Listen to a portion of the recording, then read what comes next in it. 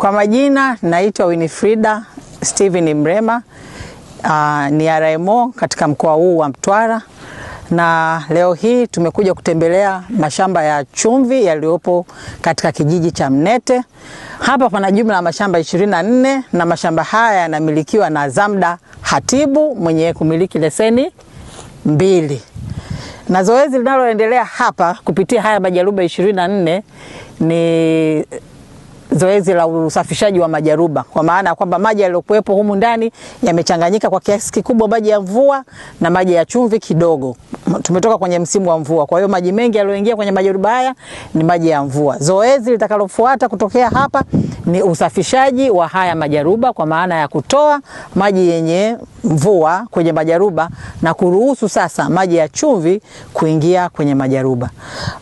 Uzalishaji huu wa chumvi kwenye jaruba unategemewa kukaa ndani ya siku 30 mpaka 40 kulingana na hali ya kiangazi cha jua, hali ya upatikanaji wa jua mzuri. Jua likiwa vizuri, siku 30 zinatosha kuivisha chumvi na inakuwa iko tayari kwa ajili ya kuvuliwa.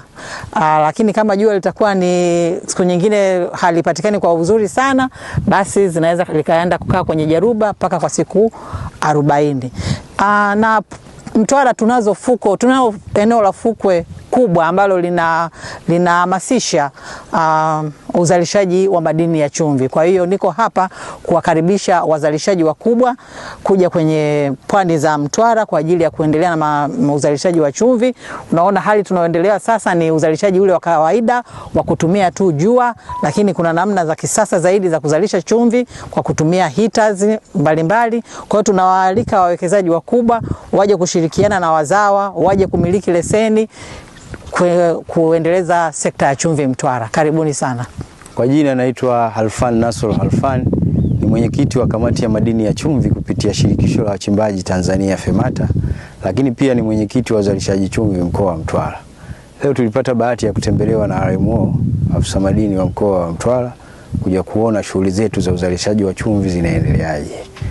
Na hapa karibuni Wizara ya Madini imetupunguzia gharama za pango annual rent kutoka shilingi 45,000 mpaka shilingi 20,000. Hii imetuhamasisha kuchukua maeneo makubwa ya uzalishaji. Hapo mwanzo tulikuwa tuna maeneo madogo na hata uzalishaji wa chumvi ilikuwa hatuzalishi chumvi iliyokuwa bora.